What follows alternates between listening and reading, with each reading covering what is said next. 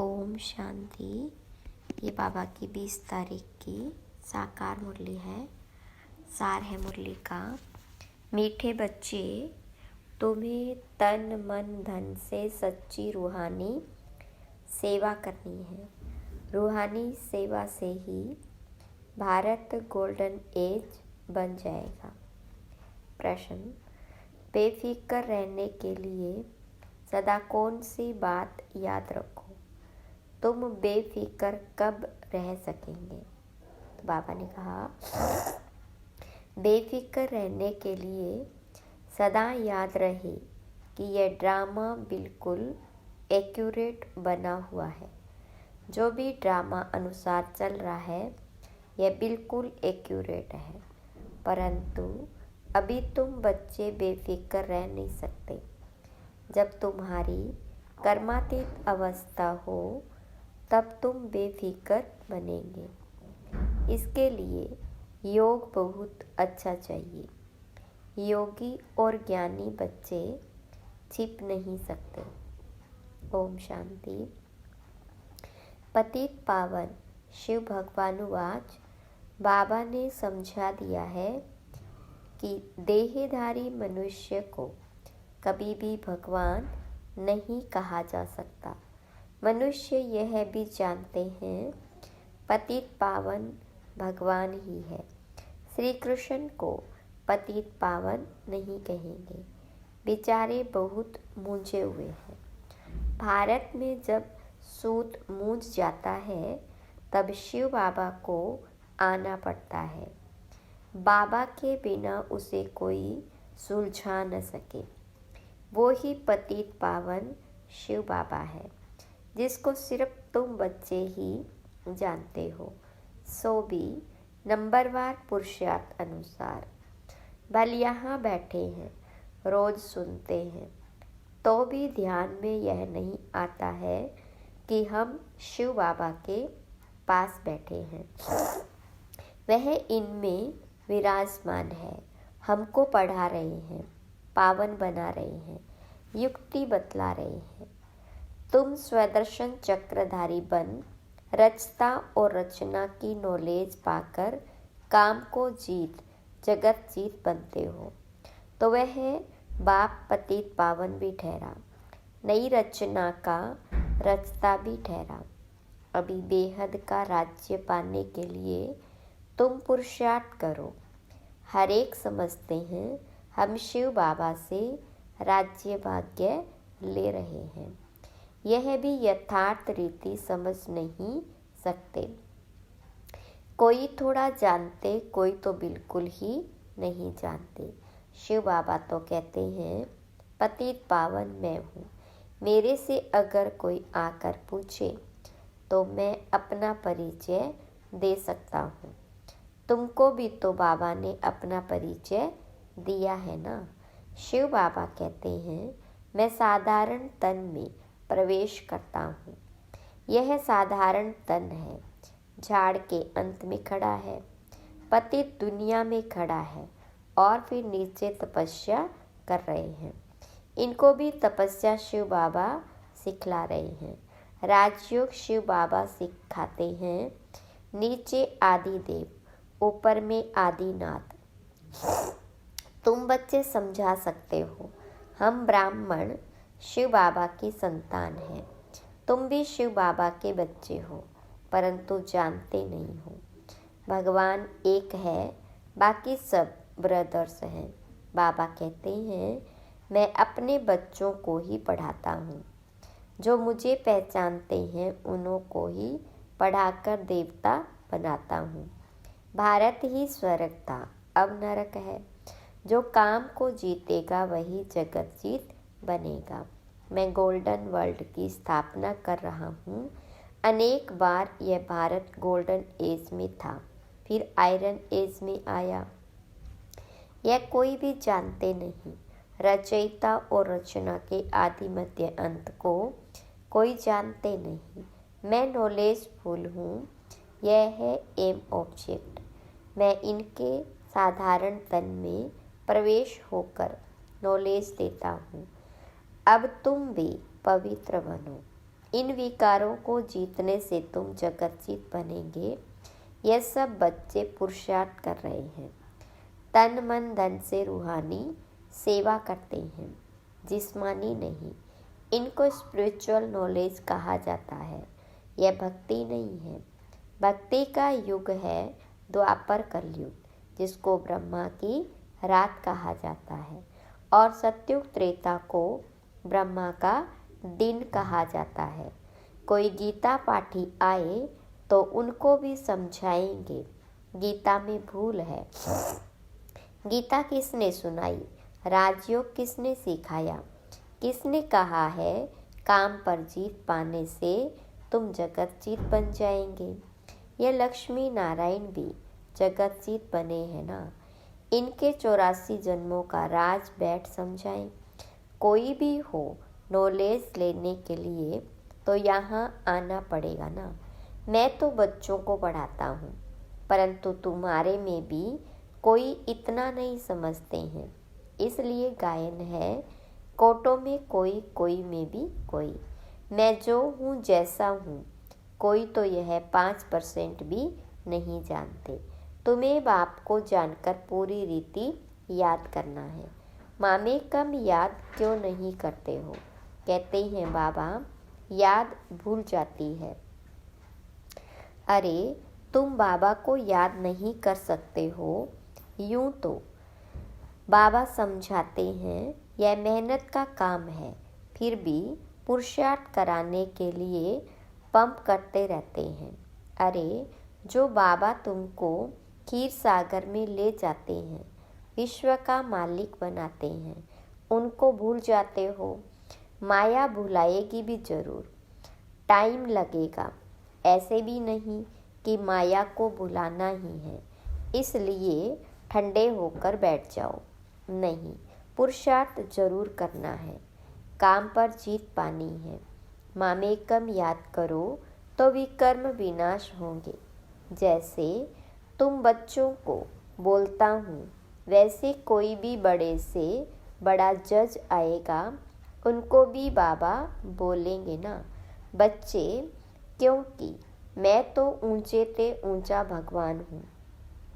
ऊंचे से ऊंची पढ़ाई मैं ही पढ़ाता हूँ, प्रिंस प्रिंसेस पद पाने के लिए।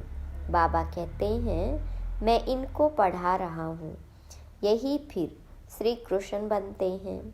ब्रह्मा सरस्वती वो ही फिर लक्ष्मी नारायण बनेंगे। यह प्रवृत्ति मार्ग चला आता है, निवृत्ति मार्ग वाले राजयोग सिखला न सके। राजा रानी दोनों चाहिए।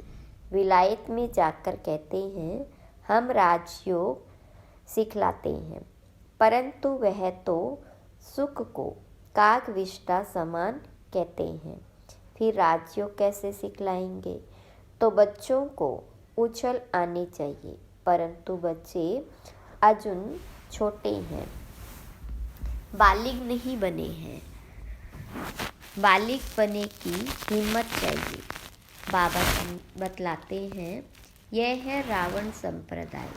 तुम पुकारते हो पतित पावन आओ, तो यह पतित दुनिया है या पावन दुनिया है? तुम समझते हो ना कि हम नरकवासी हैं। क्या यह दैवी संप्रदाय है? राम राज्य है, तुम रावण राज्य के नहीं हो। अब रावण राज्य में सबकी आसुरी बुद्धि है। अब आसुरी बुद्धि को दैवी बुद्धि बनाने वाला कौन?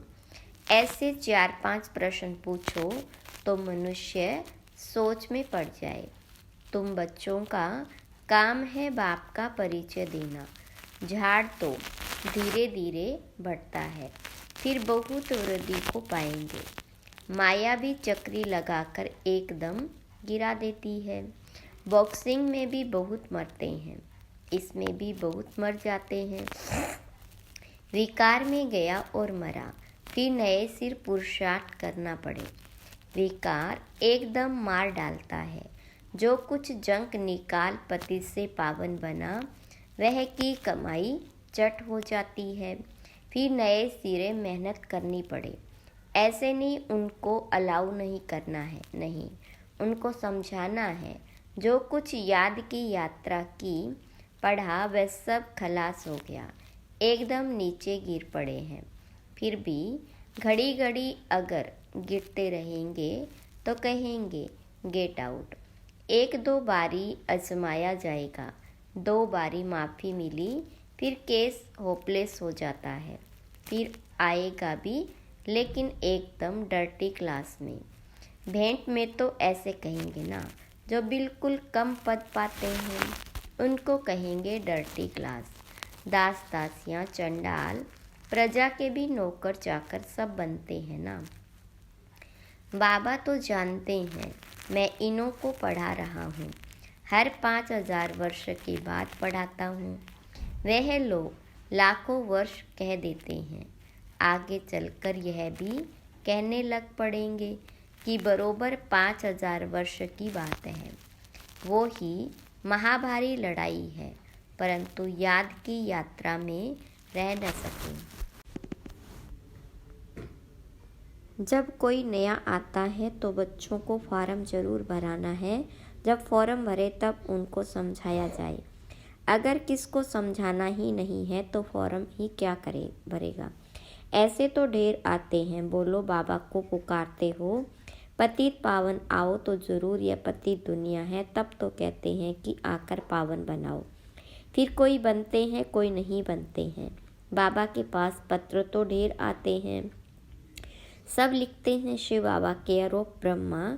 शिव बाबा भी कहते मैं साधारण तन में प्रवेश करता हूँ, इनको 84 जन्मों की कहानी सुनाता हूँ, और कोई भी मनुष्य रचता और रचना के आदि मध्य अंत को नहीं जानते हैं। अब बाबा ने ही तुमको बताया है। यह चित्र आदि भी बाबा ने दिव्य दृष्टि देकर सब बनवाए हैं। बाबा तुम आत्माओं को ही पढ़ाते हैं। आत्माएं झट अशरीरी हो जाती है, इस शरीर से अपने को अलग समझना है। बाबा कहते बच्चे देही अभिमानी भव, अशरीरी भव। मैं आत्माओं को पढ़ाता हूँ। यह मेला है आत्माओं और परमात्मा का, इसे संगम का मेला कहा जाता है। बाकी कोई पानी की गंगा पावन नहीं बनाती। साधु संत ऋषि मुनि आदि सब जाते हैं स्नान करने। अब गंगा पतित पावनी हो कैसे सकती। भगवानुवाच है ना, काम महाशत्रु है, इस पर जीत पाने से तुम जगत जीत बन जाएंगे। गंगा व सागर तो नहीं कहते, यह तो ज्ञान सागर बाबा समझाते हैं। इन पर जीत पाने के लिए मामेकम याद करो तो तुम पावन बन जाएंगे। दैवी गुण धारण करो, किसको दुख मत दो।